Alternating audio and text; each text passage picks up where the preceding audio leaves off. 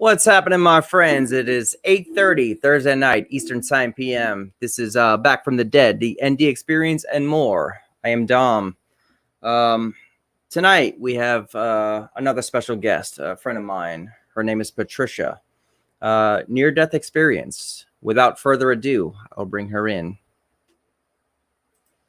Hi, Dominic. How are you? Patricia, how are you, my friend? I'm doing great. Thank you. Awesome. All right. So I want to first start off by saying thank you for being here with me at BB3 TV and being on the Near Death Experience show. So let's just get right to the point. Tell everyone who you are and your story, my friend. Okay. I'm Trisha. You can call me Trisha. And I'm here today to talk about my near-death experience during my labor. And it was quite interesting, to say the least. Labor was going okay. I became eclamptic, which is very deadly to the mother and the baby. Very high blood pressure. But what happened is that they ended up giving me more blood pressure medication through my IV than they should have. And the last thing I remember is my blood pressure was like 20/10. And at that point, I saw myself over my body, but I didn't know it was me. And it was just this very wonderful feeling of no problems, no past, no future. It was as if time had completely stopped. There was no time. There was no spatial recognition. I was just there. It was as if I did not, I was never born, and I was always that way. So when I came into this hospital room, I was looking down at this woman and feeling this greatest compassion for her. But at the same time, I was a little bit miffed because it was like I wasn't supposed to be there. I was supposed to be somewhere else. And I just kept looking at this woman and all the machines and everything that was going on. And just this compassion that I was feeling was not something that you would feel on earth. It was like infinite, very difficult for me to explain, but it was like this infinite compassion that I had. And I looked and I went, wait a minute. And because I knew what I looked like outside of my body. And then when I looked at the woman, I realized it was me, and I was horrified that I looked that way. And at the second that I realized that, I was back in the body, and the doctor was clapping her hands in front of me, and the nurses were trying to wake me up. I grabbed the doctor from on her lab coat and pulled her towards me. I was furious. And I said, why did you bring me back? Why did you bring me back? And because I was so angry with that. What was interesting is that when I said that there was no spatial recognition, I was being pulled up, it seemed like, but yet not touching the ceiling. Wow. So I was still in the room, but the ceiling, there was no ceiling, yet I wasn't leaving. So there was no space or time. During that time, I was out of my body. And now I know why they have support groups, for people who have these out-of-body experiences, because it's very hard to explain. I gave birth to a beautiful baby girl, and so she was fine, and I ended up being fine because I'm here. But when I went to this support group, I went one time because when you have a new baby, you no longer have any free time. But right. I did go to this support group, and a woman said something that just one sentence, and it was so profound. And the group leader was asking, how did you feel? And, and those types of questions. And she said, I was so angry. And she goes, the reason why I was angry is that I had to die again. Mm. And when she said that, I said, yeah, exactly. You hit the nail on the head right there. That's amazing. And you know what's crazy about everything that you're saying? It's not actually crazy anymore. I started saying it was crazy from the time I started doing the show. Everyone who's been on has had the same point of view. It's this electric ecstasy feeling of, it's almost like a gorgeous, it's like a gorgeous gateway that you're about to go through. Does that make sense? Yes. For me, it wasn't even a gateway. It was as if I never lived. Mm-hmm. It was as if I was just there. It was my assignment. And I couldn't figure out why I was there because I was supposed to be someplace else. Right. And I've heard other people say, they recognize their body and, they know where they are, or they're going towards the light or something like that. For me, it was like, well, this is the way I've always been. And so it was a very interesting feeling that way. Yeah. Now, let me ask you a question here in this. Religiously, did this bring any like ups, downs? Like, did this bring like a religious point of view forward, or did it make you think anything different? Well, I'd always been spiritual. Mm-hmm. I like to think I have a very good relationship with God. And what it did, I'm trying to explain it here, is that it opened me up to more empathy Mm-hmm. and to reading people's energy more. Um, I can no longer be in a crowd without being drained within 40 Right. minutes. These types of things. And that's what happened after that. So it just kind of went along with my spirituality, but it changed the way that I perceive people, perceive life. And, I just have a lot more empathy. Yeah. No, I was gonna say that's like an empathic point of view right there. All right. So with that, I want to kind of touch on that subject a little bit more, if you don't mind. Your feelings before the near death, and like the balancing of after, when you're saying it's like the more empathy. Like, how did you kind of view life before the near death? Well, I was always helping people. I'm a nurse. Of course. And so I went into nursing. Mm-hmm.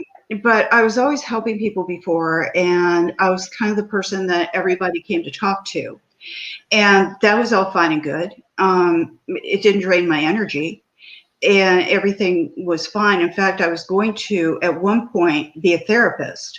Mm-hmm. Now I'm thinking, thank goodness I didn't. It would have been too difficult for me. But crowds didn't bother me. Loved crowds, loved to go to theme parks, loved to do all of that. And after that experience, even though basically when I was about 3 years old, I started seeing things, started experiencing paranormal things. Mm-hmm. This really opened the floodgates I believe it. to a lot more. Um, it's going into those floodgates and all those feelings. That near death. I mean, let's just say, let's explain it a little more. I'm trying to go a little bit deeper into this because of the whole psychic thing. You know what I'm saying? Yeah. Did it bring up when you said that you were already kind of intuitive? How did this activate nature within your system more? It, like I said, it opened me up to more I guess you might call it paranormal experience. Okay. Yes, that's what we're getting at. Yes. Yeah, and so it opened me up more to that, and it was very bothersome because I just wanted to sleep. Yeah. And I didn't know what was going on, and I didn't see the correlation because, nobody talked about it. And nobody talked about the paranormal. This is 1984. Right. So I didn't see the correlation until really in the 2000s, the late 1990s, when more of the paranormal was coming out. Right. And you had the TV shows and you had people being interviewed. And that's when I realized that, wait a minute, this correlates to what happened. And yeah. Yeah. Let's take a few steps back too before we go more into the paranormal. When you talk about the groups that you got with, to talk about the situation that you were you had to go through, was it hard for you to talk about this at first? Was it really? Absolutely. How did they open your mind? Because they went through the same thing. You can't. You feel a sense of isolation because you see the world differently. It's not just a case of a group of women getting together and going out to lunch. You are on a different plane. And and so it's not something that is snobbish. I don't want to come off that way, but you really are on a different plane, and you feel a sense, even though there's a lot of people around you, you're lonely because you really can't talk about it because you don't want to feel like you're going to be sent to the psychiatrist. Right. And so, but as these out-of-body experiences became more popular, and more people were coming out, then I started talking about it more. Well, there's these websites, and I'm going to share it to a group with you later, the near-death experience. It's just something on Facebook. But they go through, they ask questions all day long, and I feel like it's a place that people could talk about this. Now, social media, you were talking about this was 1984. Social media has made it easier for people going through situations like what you went through. Technically, when there was no social media to actually go about these situations. So you guys had it harder. I mean, you had to not seem crazy. You had to, be able to open your heart to people. And I give you guys credit for that. And I give you credit, my friend, because when I met you personally, I knew there was something more, and it was very easy talking about, what this situation is. Most people get scared of it and they don't really want to talk about it. You were very open to it. So I'm very thankful that you're here talking about this tonight, because this will educate people's minds that there's something more.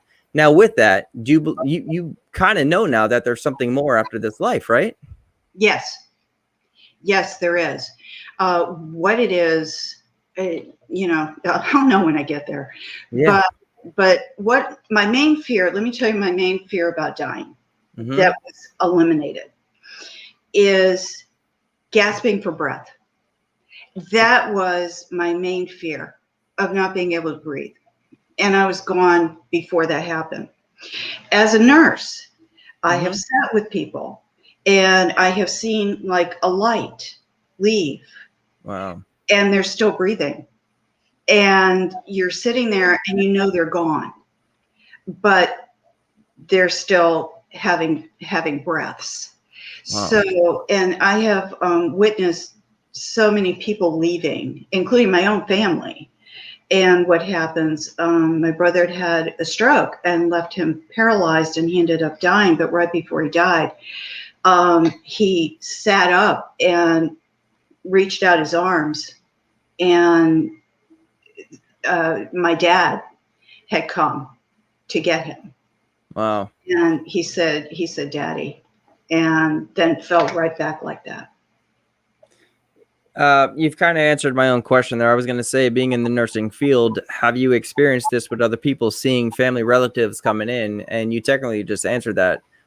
with other patients too. I mean, you've probably seen this throughout the years, right? Sure, sure. And a lot of it is the same thing. The family will be there. I'm not a hospice nurse. Sure, I have right. friends in hospice. They deal with this every day. And I like to think that I do help people when they know they're going to die, and they have a lot of questions. And, I talk to them and I try and ease their minds. But my friends who are hospice nurses really have some really interesting stories, but it always seems to be a light that leaves the body. And for somebody who is not acclimated to that, they probably don't see it, but I do. And I know that some of my friends see it also. So that's just how I explain it. Yeah, it makes total sense, especially when I talk to prior guests and, actually psychics involved. The light, this another journey, a peaceful kind of takeaway from it all. Exactly. And this is something that I will never know.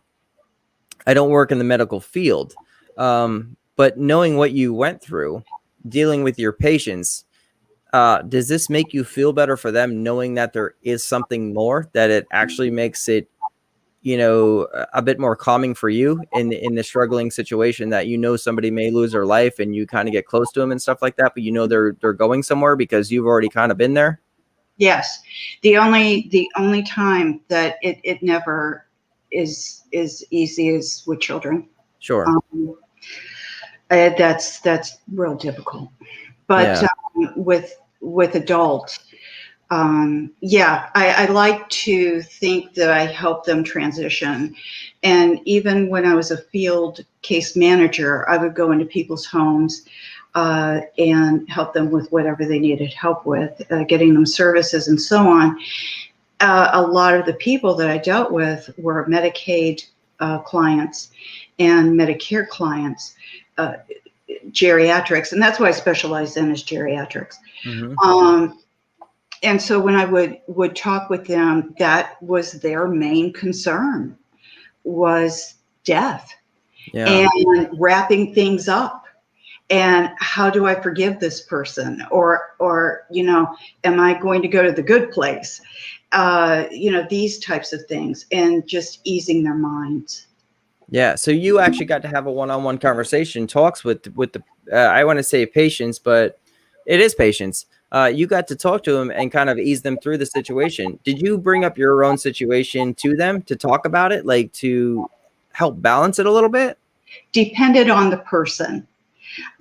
Sometimes if I was close to somebody, I would tell them. Mm-hmm.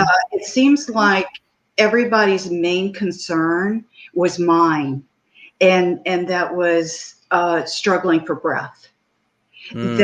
That seemed to be everybody's main concern, is not being able to breathe. And when I was talking to a friend of mine, she said, we were talking about this, and she said, that is my main fear. And I was able to go, well, from what I see and my own experience, you don't experience that. Well, you're opening up my mind to more things. This is why I appreciate every guest who's on this typical show, because you're making my mind vast. All right, so I came into this as technically a non-religious person, right? I believe and I don't believe, and I question everything. That's why I'm a paranormal investigator, because I question everything. So far, everyone has specifically said that they had a personal experience with the God factor, a Jesus Christ, whatever it may be. Now, this made me start believing that there's something more, that everyone's coming back with the same thing. Religiously, how do you feel about a near-death experience? Is there... you don't have to answer this one, actually, because this is kind of one of those risky ones. Is there a God structure to this, or is it just kind of like maybe another realm? I don't even know myself. I believe, just because being Christian, Hmm. I do believe that there is a God factor, but definitely there is a factor of some hierarchy Hmm. that is out there. And you've got somebody's at the top, and Yeah. there's at the top, and then there's kind of these hierarchies. And that's what I got with this experience, because I didn't know it was me. I didn't even know that I had been born. It was as if I was always like that. And I was, that I had come from somewhere else into this environment. And for some reason, I didn't think that this was the only word I can think of is assignment. So I didn't think that this was my assignment, and why am I here? I was Yeah. miffed. It was kind of being a little miffed that I was there. So yeah, it was a bit different. It's interesting. I mean, so as we go into this with paranormal investigations as well, this enlighten your mind to a little bit more, like with the whole psychics part. But you also have a paranormal side to it as well too. Maybe not dealing with the near death experience, but you've had paranormal experiences to actually showcase that maybe there is actually more as well, right? Correct. Correct. All right. Um, I started with paranormal experiences really very young, maybe about 3. We lived in a farmhouse that my parents were redoing. And it was actually a great place, wonderful. And fireplace in the kitchen, and it was just really a great place. But at night, I would be, I think I was in a crib because I was standing up like this. Mm-hmm. And there was this man, and he was leaning against the door, like from a James Dean looking guy. And I felt this hate, like he hated me. And he had jeans on and a white t-shirt, just like something out of American Graffiti. And I was watching him, and he was watching me. And I called for my mom, and then he left. But he would be there maybe, I don't know, 3 times a week, something like that, just staring at me. And one day I had to go to the bathroom. It was about, I don't know, early morning. And the stairs were over here. My room was here, long hallway.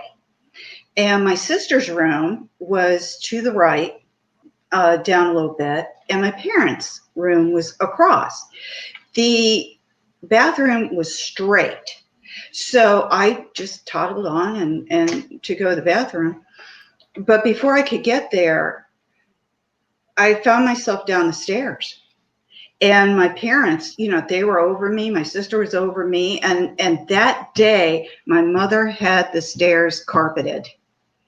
And because there was a lot of stairs. And nothing was broken. Nothing was bothered or anything. I just remember we moved quickly after that. And evidently my sister had witnessed something. And so we moved after that. And I didn't really have any experiences in that house at all. Well, we moved again because we were able to buy a lake house, another great home, and just wonderful. And I went next door to play with the neighbors. And one of the neighbor kids brought a Ouija board, because at that time it was a game. And so we were upstairs in the bedroom, and we were doing the Ouija board, and, oh, are you moving it? Oh, I'm not. Right. We were just playing around. Well, her mother came in, like, threw out the other girl. with the Ouija board. And so I never want this in the house again. Everyone leave. And so I went home, and ever since that time, when I was in that house, there was something there. And I did not want to go to sleep. Because it was not good, whatever was there. You think you opened it up with that board? I did. And it latched onto me like, not, it was just really bad. And I was getting sick all the time. Mm-hmm. And it was just very bad experience. Well, my dad, I was born later in life, in my mom's life. She was 48, and my dad was in his 50s. So my dad died of cancer when I was 13, and we moved to a very small town in Texas, terrible place. So I was a city girl, and here we moved to Bodine, whatever it was, in West Texas. And I was supposed to stay with my grandmother, and I really didn't know her that much. And they showed me the room that I was going to be in. And I said, oh, hell no. I said, I'm not going in there. And I just started screaming. I said, I'm not staying here. I'm not staying here. And what was very interesting is my grandmother said, she knows. That's what she said. She knows. No kidding. And so I went with my aunt, which was fine. No experiences there. Everything was fine. And, but when my father was dying, they sent me to camp. It was during the summer. And I remember it was evening, and it was June, and I was sitting there, and for no reason just started sobbing. And at that moment, I saw the owner of the camp and a counselor come running up to me.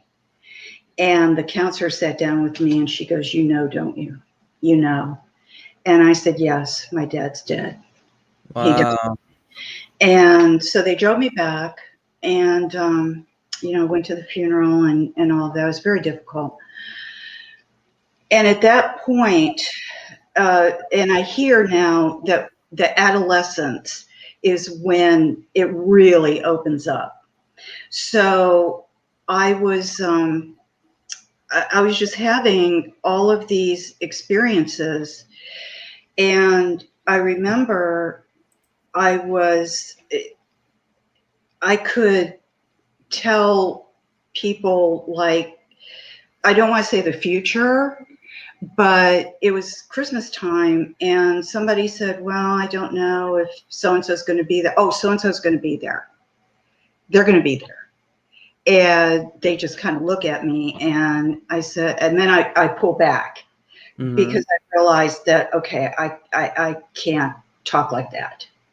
And I remember I was watching television, and this was in that little town, and they had the news on, and there was a woman at the time that was missing, a woman, and she had been missing, and I saw it.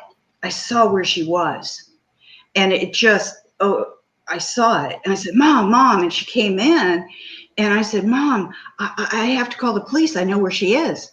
I see it. I know she's in a ravine. She's in a ditch or something. And there's like a pipe there. And I said, I know where she is. And now this is what's very interesting. My mother didn't dismiss it. She said, don't you dare. Don't you go to anybody. Don't you talk to anybody. Don't you say a thing, because they'll think that you're part of it. She said, you keep your mouth shut. And she was very adamant about it. And I went, okay, all right, I'm not going to say anything. And I never did. And this is the first time I brought it up in years. Really? But yeah, I just, I really don't talk about this a lot. And I remember, again, being 13-ish, I was in bed, and I remember it was 2:15 because I looked at the clock. There was a woman standing at the foot of my bed, and she was all dressed in black. And I remember she had this big hat on, and her entire dress was lace, black lace.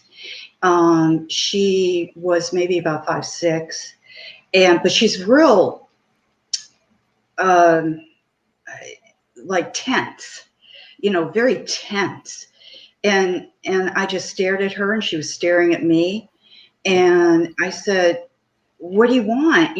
What do you want from me? Why are you here?"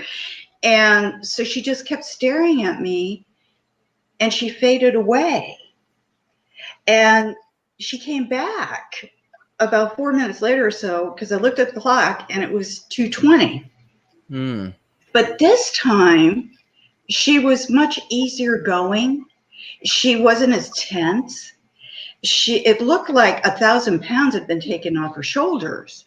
Like she was being seen again, right? Right. Almost. And I said, "Why are you haunting me? Why are you here?" And she goes, "I'm not haunting you. I haunt your aunt's house. And my uncle died that night." Oh, wow. So either she thought it was me and she didn't like it because I was a kid. I don't know, but she's really upset. Now, I got to ask you about this too, with that interaction, because, I've had some, my mom has had some, a lot of family has had them, and friends too. Long story short, the voice of how she communicated with you, was it in your head, or was it actual, like, vocally you can audible hear it? It's here and here. It's head and heart together, and it's like a telepathy thing. That's how I hear people. Wow. There's only one time that, and I'll tell you about that later, but there's only one time that I really heard hearing people. But most of it is the only thing I can say is from head to heart. Did your uncle that night, did he feel like there was something in that house? Like, was there any, like, you don't have to answer this, I mean, this is personal, like, but did he feel almost the same entity you did? I don't know, because what was happening, and I knew that it happened around that time, because we were getting ready the next day to have a big barbecue, and my mom was getting up really early, like at 4:30, to help with the pies. And I mean, this is a big thing, right? And for the neighborhood. So she would be waking up at around 4, and he had died in his sleep. Yeah. So it would have been around that time. It's crazy because within that, it's like 1 a.m., but it's really 3 a.m., like within those dead time hours. If you're familiar with the paranormal investigation, it's known as dead time. Yeah, it's within the veil. So it's kind of crazy that happened in that time. So, I mean, it just kind of adds to everything else that, all the research that people do as far as like within dead time in these hours, things happen, I don't know. I can't explain it myself. That's why I research everything, as I do. So it's interesting hearing from you. One of the reasons is that during that time, I think we are the most relaxed and the most open at that point. That's kind of like my theory. I don't know, but that's kind of what I think. I had a lot of experiences during that time. And that was one of the interesting ones. The other thing that happened, and then it was pretty much nothing for a while. And I'm talking years. Went to college, went to high school, did all that. And then I got married, and then it was after all of that, and then had the out-of-body experience, and it all hit again, and everything started again, which was very upsetting to me, because I'm not embracing it. I know people do embrace it. I just do not embrace it. And one of the reasons is that it's very draining. Sometimes I wish I could be like normal, where I can actually go places and not be wiped out, you know. You probably feel like the natural person too, like the living, breathing person, like being empathic. You could feel the energy of them, whether they're sad, happy. I mean, it's a draining situation for you. Now, with this, when you said this all started coming back, was it the same entity that came back, or was this different things contacting now? Different, very different. They were more there, and there was no doubt. I'll tell you a story, and this was very interesting. My husband and I, now my ex-husband, but we have bought a home. He was abusive. I will say that, and it was an older home. It was a 1920s bungalow, and it was really cute and nice. And but I remember I put Angie down for a nap, and I went back up to her room, and she had been moved to the bottom drawer. It had been pulled out. It's not easy to do. And blankets and a blanket was over her. And she had, and I put her bed close to the window. It was summertime, so, and it didn't have air conditioning as of yet. So I put her bed closer to the window. Well, then there's a situation where I heard her upstairs, and she remembers this. I heard her upstairs, and she was in the middle of this very large hallway upstairs, and she was having like a tea party, and you know, little girls do. And she was mentioning BB, and she was going, "Oh, BB, you know, here," and she was laughing, like talking to BB. And I thought, okay, I have to get the history on this house. This is no, not Angie too, no. And I got the history. It turned out that there was a woman by the name of Betty, raised 9 children in that house. Very nice woman, you know, not a problem, very nice. And one of her children died of pneumonia by the window. So she was very protective, and I did not fear at all. In fact, she was extremely protective. And I really felt that, especially when I was pregnant with my second child. She literally, I'm telling you this, Dominic, she helped me with Angie. She would help me keep her quiet. And I mean, we were like this team. I don't talk about this because I think people are going to think I'm nuts, but it was kind of like that type of relationship. Like, she understood, and she would help me. And I remember when my now ex-husband was driving home, we had rather a bad fight before, and he was coming home, and he came inside. He was like as white as a sheet, and he said we're moving, and evidently he had seen Betty. He had seen, yeah, who was like this. And he said, we're out of here. And yeah, so that was an interesting experience. And I do remember her. And I remember her fondly. She was a great woman. But yeah, and so I just had a lot more, I would say,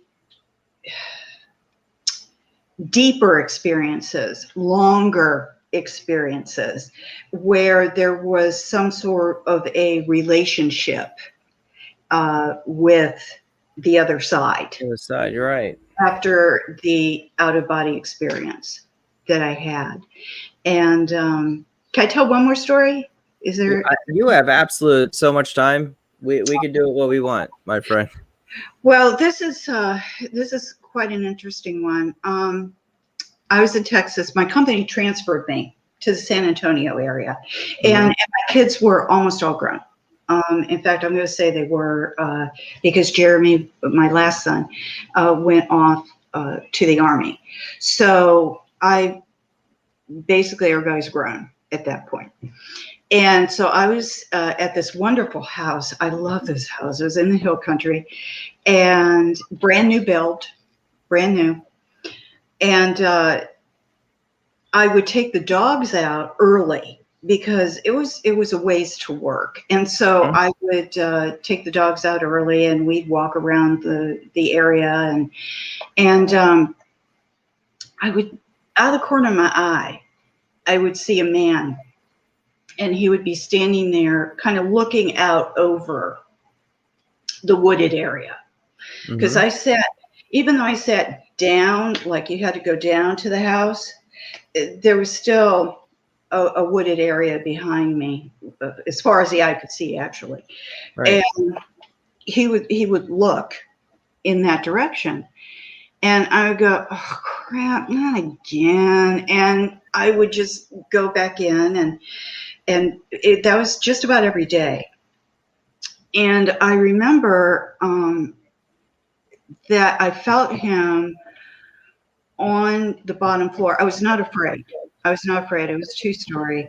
And I just said, look, I said, don't, I don't want to see you at night. I just want to sleep. And if I don't care what you do, I just don't want to see you. And so I guess he agreed to it. But I would see him outside. He was standing guard. I felt safe with him.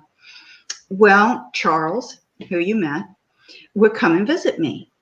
And there was one night that he was visiting, and he just couldn't sleep. The master bedroom was down on the first floor, and there were 2 bedrooms upstairs.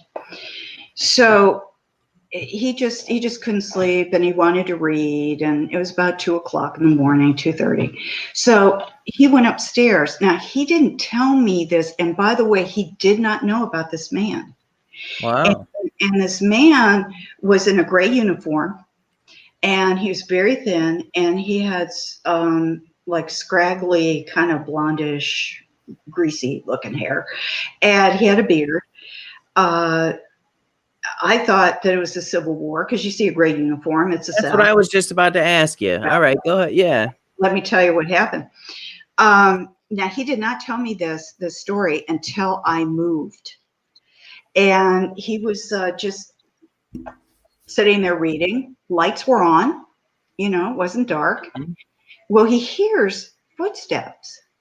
And he thinks it's me. And so he looks at the door, and he sees this man standing there in a gray uniform, scraggly hair, beard, and he's just staring. And so the man looks at Charles, and he goes, and Charles goes, and he said he proceeded to walk to the closet and go right through it. And after I sold the house, that's when he pulled me aside, and he said, I have to tell you what happened. I said, well, I have to tell you that the same person that I've seen, and I didn't want to mention it because you'd probably pat me on the head and say, yeah, sure. But and what's very interesting about this is that one of my patients, when I was a field case manager, I would visit him, and he was rather enjoyable, and he knew a lot about Texas history. And I told him the story, and I said that, well, he must be from the Civil War, and he said no.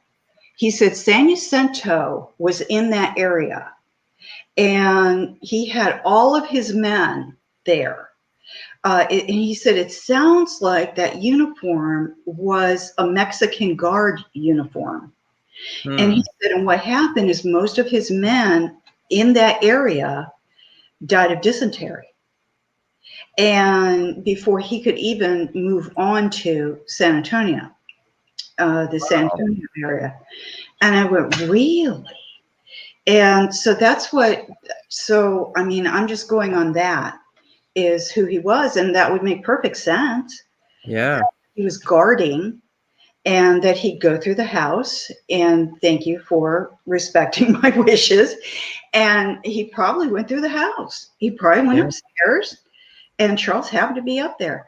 The other interesting thing about this was I loved that house, and I had sold it to this couple. And I remember thinking they're going to get a divorce. I don't know why I thought that. Within a year, they'll be divorced. They're going to sell the house anyway. That's exactly what happened. And then because I called the realtor and I didn't know, I said, how much are you selling the house now? Because I see that it's on the MLS internet. And she said, oh, and I said, I own the house. I was the first owner. And I said, these people stayed longer than I thought because it had been about 4 years. Right. She said, oh, no. They left within 10 months. They were out of there. I said, really? And she goes, yeah. And another family moved in and they were out within about a year. And she said, now there is a retired couple that are going to go ahead and buy the house. As far as I know, they're still there. I kind of keep tabs on it. Yeah, I got you. But yeah, so something was up. And the reason why I'm thinking is that they would have put the kids upstairs. Mm-hmm. So if he walked upstairs and he was walking through, those kids would have seen him. Probably. Absolutely. And the kids are more prone to see things like this because they're not technically brainwashed to the world of what we know. You know what I'm saying? That's how I'm taught. Exactly. So yeah. I think that's what happened.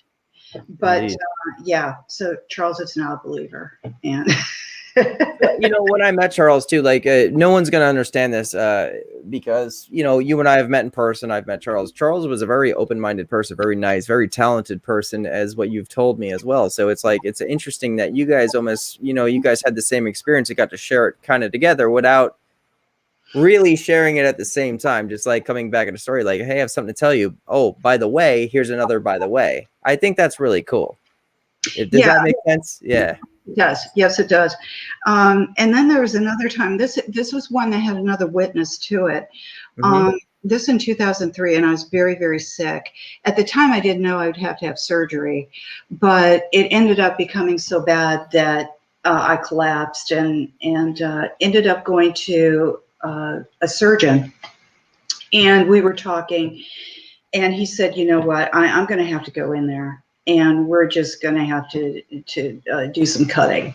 Yeah. And I agreed with it. I said, let's do it. And we went from there.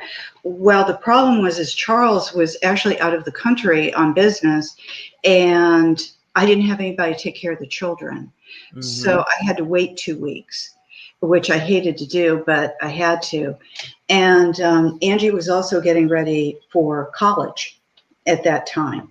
And I was busy with that. And even though I just work through pain, I mean, that's just what I do. So I remember those 2 weeks, there were 3 people that were with me.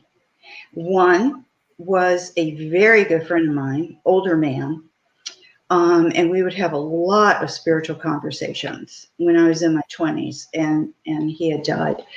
And so he was one of them. My mother was one of them. And what was interesting is that an ex-boyfriend's mother was one of them. I did not know she had died. Oh. And so then I knew, you know, that she had died. And I did not know that at the time. And so we had a very good relationship, and we were very close. So I could see why she would be one of the three. Yeah. And they were like with me all the time. Now, this freaks me out, okay? Because I'm aware that when you die, your family members and people close to you usher you in to the other side. Right. So I didn't like it. You here. And so I remember that I was driving back from, it was about 2-hour drive from where Angie was going to college. And I was driving back. It was only a few more days until my surgery. And I could feel them in the back seat, and I could feel them appearing. But my energy was so drained that I couldn't drive. And I pulled over and I said, okay, guys, okay. Just stop what you're doing. I have to drive home. I don't have any more energy. Yeah. Thank you for being with me. I appreciate it, but please just let me drive home and we'll just take it from there. And they left and my energy came back. And so I was able to drive home. It's almost like they were charging into you. Like when you think about it, like plugging in your phone, that's a really great way to the way you just explained that made me actually picture it. Yes. And I realized that that's what was going on. Mm-hmm. So I went and got home. Okay. And I went and I had the surgery. Mm-hmm. And it went well. Everything was fine as far as I knew. And so I was in the hospital for 5 days. It was pretty nasty. Yeah. And anyway, so it's the 4th day. I was being discharged the next day. And I was reading the Bible. And I saw the doctor come in. I put the Bible down on the bed. And he said, you know, we're going to get you out tomorrow. You're doing great. And we're going to come in with discharge orders and so on. Well, he noticed the Bible. And I could tell that he wanted to say something, but he didn't know what to say. He was like, ugh. And he started walking and he stopped at the door. He goes, I have to ask you something. I have to ask this question. Who were the 3 people? Who were the 3 people in surgery with me? He said, I need to know this. And I said, really? And he goes, yes. He said, because I felt like if I made a mistake, it would be my last one. Whoa. He said they were not going to have it, that if I made a mistake. And I told him who they were. And he said, okay, you believe me. He said, So they made their presence that felt right there in that room. They did. They did. Have you heard of any more of this? Like with surgeons that you work with, things like that? Like do stories come out of these facilities that they just can't explain, or they're like opens their eyes more? They keep their mouth shut. They do. They do. Oh yeah. Like pilots and UFOs. Yeah. I was gonna say it's almost as yeah. So this happens every day then. Pretty much. I would say that at some point somebody has had an experience that way. But it was interesting. He saw my Bible. Mm-hmm. And that's what clued him in that I might understand what he was saying. And so when he realized, oh yeah, I knew, he felt a lot better. But he was not going to. He just blurted it out. It was really bothering him for a long time. You wonder too, like, well, you don't wonder. I wonder if that makes them work better sometimes. Like you have an audience that only you know that's there. Like, you know what I'm saying? Like it's time to go to work and I'm being watched. Right. But evidently he saw them somehow. Because he said, who were the 3 people that were standing behind me? Yeah. And, like if I made a mistake, it would have been my last one. I remember him saying that. So somebody in that group there was going. Well, I remember stories from nurses where an individual has passed away on the table and they wake back up and say there's nothing to worry about here to their family, saying it's beautiful here, things like that. So within the medical facility, as far as being a worker, there's probably so much shit that goes on. Like, Sure. like we just said, like everybody probably gets an experience on a daily basis and they just don't tell anyone because like you said in the beginning, they're not sure if they're going to be if they're going to sound like they're nuts or, if they're going to be drug tested like 5 minutes later for saying, Right. hey, I just seen a ghost, but I don't know. This is like a real life thing, this It is is. life.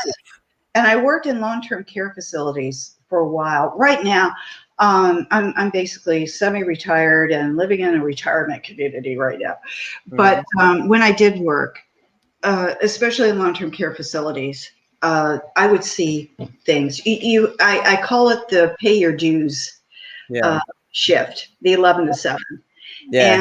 And there's always something going on at that point, at least what I see. Not everybody perceives it. But again, it's like this, keep your mouth shut. Have you ever felt fear within that system? And I'm asking this in a way where it's, how there's always the good stories. Has there ever been this situation where, somebody may have not been the best person or something like that, where there's that fear situation that they might not be going to a better place? Has there ever been that structure where you felt something not good? Absolutely. Yeah, absolutely. Can you go into detail about that a little bit, if you don't mind? It's a case where you feel that, and this happened when I would, talk to people. Sure. But again, it's not my place to judge. And as far as I'm concerned, everybody's going to the good place, Yes. But there were times where I wondered, and it wasn't a good feeling. It just wasn't a good feeling. Like a different feeling atmosphere. Yeah, it was not a good feeling. It was sad. That's the word, sad. Okay. It's there. Yeah, no, we don't have to dive too much more into that. I just, this is a question that's been driving me that hasn't been asked yet on my show personally, because I do want to dive into that side where if people had a bad experience on their near death, like did they see something more did they go to a place that is not explained in the good side? Yeah, that changed their life. Yeah. And in fact, it was one of my clients. Wow. And he was very scared to die again. Because it was not good. And he just didn't even want to talk about it. It was pretty bad. And so there is that way. And I often wonder when I'm watching these shows, is there a limbo? Is there this place here on Earth where people are that are afraid to go? Yeah, to go back and forth. Yeah. Yeah, who are actually afraid, but how does that happen? I am not an expert, so I really don't know that. But I often wonder that because, there are people that move on and they're happy, like with me and with a lot of other people. You just, every care in the world is gone. And then there are those that they don't want to go. Well, isn't that the $1 million question when it comes to paranormal? Like, all right, so we could pull up, conjure, anything that we want as far as like a demonic spirit, possibly a heaven spirit, anything from the earth, but then the in-between. These are now the paranormal entities that we're dealing with. Exactly. Why are they still here? And, if someone's happy in the heaven structure, we shouldn't be able to contact them. If someone is in the hell structure, we shouldn't be able to contact them, right? So what is that limbo? I feel like when I say $1 million question with this, like, this is what makes a paranormal investigator, right? Because we're trying to find the answer. Exactly. Exactly. I think also that the people who have moved on can go back and forth. Okay. As I tell my children, when it's time for me to go into assisted living, I better have one of the best places there is, or I'm going to appear to you, and I'm going to start from the bottom up. Right. And he said, yeah. Well, whatever you say. It's just, I love that you notice the same aspect of what we research. So yeah, I mean, and you open my mind too by saying, hey, you know, if you're on that other side, you can interact and things like that. This is the answers we're all looking for, you know. I tell one more story. You could talk, my friend. You have it. Just Floor is yours. And this was really interesting. Again, here we go, childbirth again. And it was my second son, and he's 3 at the time. And he wouldn't take a nap. And I was out to here, you know, I mean, I just wanted it to be done. Yeah. And so he wouldn't take a nap. I was getting really mad because Angie was in afternoon kindergarten, and this was my time, the only time I had to rest. And so I was really angry with him, and I was yelling, and I just kind of just yelling at him. And he sat up, he started giggling. And I go, what? I just yelled at you. I mean, you're giggling. I'm sorry for that, by the way. But I'm what's going on? He goes, oh, mommy, there's a daddy behind you in a nightgown. And I said, that what? He goes, there's a daddy behind you in a nightgown. And I said, does the daddy have a sword? And he goes, oh, no, mommy. But he thought that was funny. Oh. And he said, he's smiling at you. I go, okay, smiles are good. Smiles are good. And I said, okay. And I didn't turn around. I didn't turn around. And he said, he looked back up, and he real serious. And he goes, I have to take my nap now, because he says that my brother's coming soon and you need to rest. So I need to take my nap now. Wow. And he proceeds to lie down and go to sleep. So I was there. I said, whoever you are, thank you. I really appreciate this.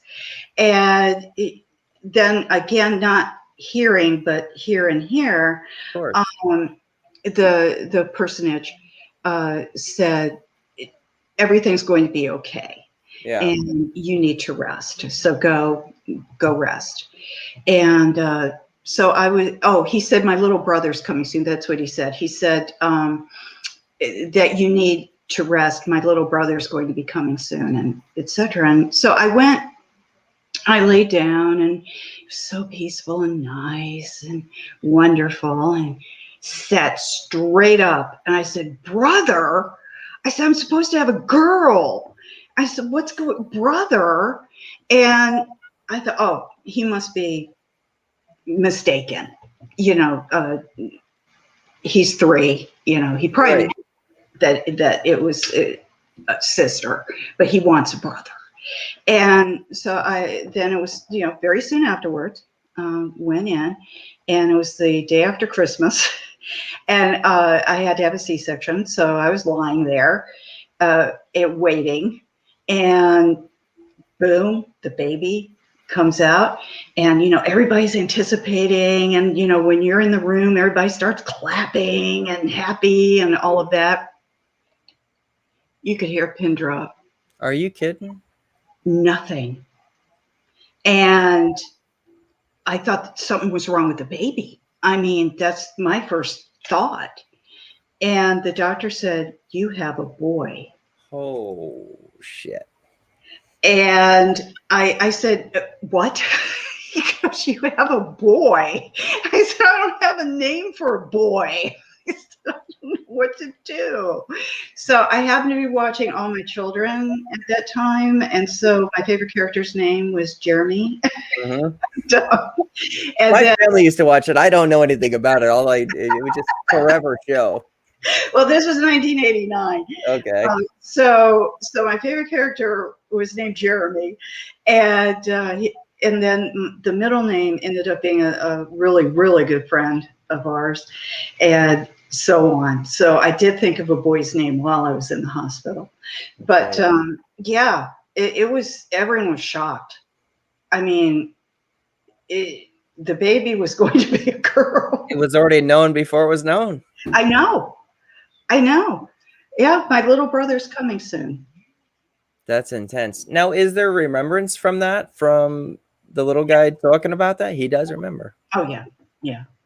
Wow. Yeah, he's not so little now. He's about 6'6", and Yeah. Does he remember the I'm gonna call it apparition at the moment? And does he remember what it looked like and things like that? Yeah. And I know that what he saw. I mean, a daddy with a nightgown. That's how a 3-year-old would explain. You know, and there's no lying about that, because there was no poisoning the brain, poisoning the well at that point. If you understand, yeah. Exactly. That's intense. Hysterical.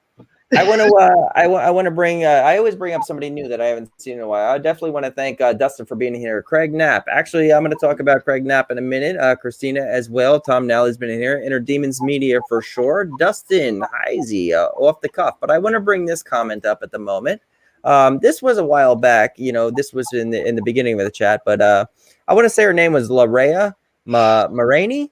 Sorry if I butchered her name, but she says, enjoying the show, relating to so much in her stories for expectations of having an NDE. Well, thank you for joining the show. This is a new name I see up here. Come back anytime and enjoy BB3. There's a lot of variety entertainment. And Larea, you're more than welcome to write me at any point, and we could talk about your story as well in the future. So yeah, thank you for being here, and thank you for enjoying Patricia tonight for sure. So. And BB3 is a variety entertainment. There's a lot of shows coming up, but at this point, I'm going to ask Patricia a few more questions because they're on my brain, and then we're going to go there. There, she says, thank you. Absolutely. Personally, write me, Dominic Sanacero, or you could write the BB3 inbox, and I will get back to you as soon as possible, my friend, and we could talk. There's a little bit, too. Little bits BB3. Much love. So going back to the near death, and then the paranormal views that you have in dreams when you fall asleep at night. These are going to be some of the last questions I ask because we are running out of time. Sure. Within dreams, do you have do they come back in sleep or like a flashback or anything like that? Nothing comes back. Yeah, with dreams, they can be, sometimes they're just a hodgepodge of whatever's happened during the day. But then there are those that stick with you. And I remember I had a dream, again, this concerned Charles, and he had a person that was staying at his house.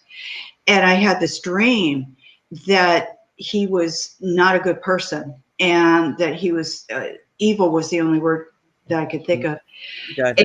And so I told Charles, I said, you have to get that person out of your house. Get him out now. And Charles is going, okay, what happened? And I just said, no, just please get him out. Well, Charles got him out in 2 days, and he ended up on the sex offender registry. Wow. So there are dreams that I pay attention to. And then there are dreams that I wake up and I go, oh, why did I dream something like that for? That don't mean anything. But I know the dreams that stick with me and certain areas. I understand. Yeah. Well, I'm sure you have a lot more tales to tell. Patricia, will you come back on another night? Oh, sure. This is fun. This was fun. You were such a good interviewer. Thank you. I appreciate that. You're an amazing person. I knew it from the time I met you. that I knew this was going to be super. I told you it was going to be easy. Well, what was really funny is when one of the guys was walking out, and y'all were helping me move furniture and everything, and one of the guys was walking out, and he had an old mirror. And he said, "Where do you want me to put this?" And I freaked. I said, "Get it out there. I didn't know it was in here. Get the mirrors out. I don't want any mirrors." And he said, "You sound just like Dominic." It makes sense because, all right, so this is not my place to say this, but I will. All right, so when I do some investigations, maybe these guys were on there. You get what I'm saying? Yeah. I use mirrors on my investigations. Yeah, I use scry mirrors and stuff like that, and I actually use that when I do it. So they had some things in their house, and I use mirrors to show them. So yeah, everyone's like, "What are they talking about?" You would only understand. This is between you and I right now. But yeah, it's just one of those things. But Patricia, I do want to say this: you are going to come back on this show. I do plan on having a slight get together with some of the past guests. You have been absolutely fantastic, amazing, straightforward, and very easy to talk to. And I look forward to having you back here with me and on BB3 itself. And for anyone's watching, definitely share, like, follow, subscribe to BB3 because there's a lot of new shows coming up. We have a lot to offer, and it's just variety, and it's for you. And like one of the most important things we say is when you watch our shows with the variety of guests, like interact, hang out with the hosts. And what I always say is most importantly, enjoy what we do. You guys are the reason we do this because we love entertaining and we love showing structure of whether it's educational like tonight or just having a good time like on the sideshow on a Sunday night. So everyone, thank you for joining the BB3. Patricia, at this time, I'm going to bring you down. I'm going to I want you to say goodbye to everyone, and I personally want to say thank you and goodbye to you. I'm going to bring you down below. I'm going to say my goodbyes, and then just wait for me a few seconds because we'll go to a back room and talk for a moment. All right? Okay. Bye, Patricia, everybody. thank you for being on BB3, Near-Death Experience, Back from the Dead with me. I'll see you soon, and once again, it's a Thursday night. See you in a minute, my friend. All right. All right. This has been a BB3 TV show, your home for variety entertainment. I personally want to thank everyone for being here. Christina, I'm going to see you Monday night. Real Talk with Dom for sure. She is my new co-host on the Real Talk with Dom show. That'll be 10 p.m. Monday night Eastern time. Lorraine says, thank you, Patricia. So we got some new people in the house. Lorraine, don't forget to write me for sure. And I'm sorry if I'm butchering your name. You could correct me when I talk to you. But yeah, all right. Monday night, you guys could check out. There's BB3, Dom and Tom's World. I'm about to bring that up. I know who you are. On a Monday night, you could. I think it's every other Monday night. You catch California Dreamer with Christopher Stormbringer. A Tuesday night, I believe, would be Off the Cuff with Dustin, and then it would be Witchwood Herbal Shop. She comes on, I believe, 9:30 Eastern time. Most of this is all Eastern time. Wednesday night is Taryn, the Paranormal Brew. Check that out. Go over to BB3 TV.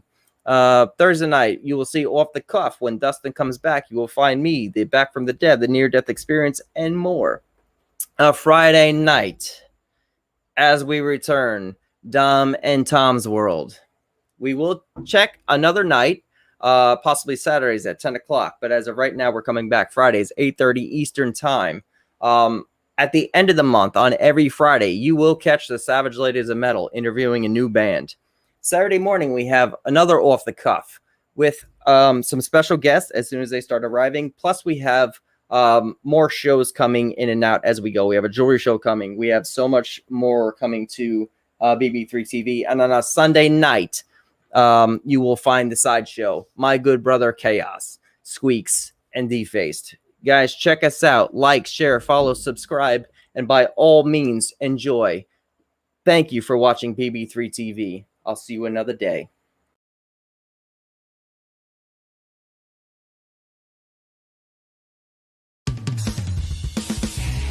Hey, it's Chaos Sunright. Y'all go check out my new popcorn, Cinnamon Chaos, at goodstuffskettlecornemporium.com. And don't forget to go follow me on Facebook, Instagram, and TikTok. See you guys later.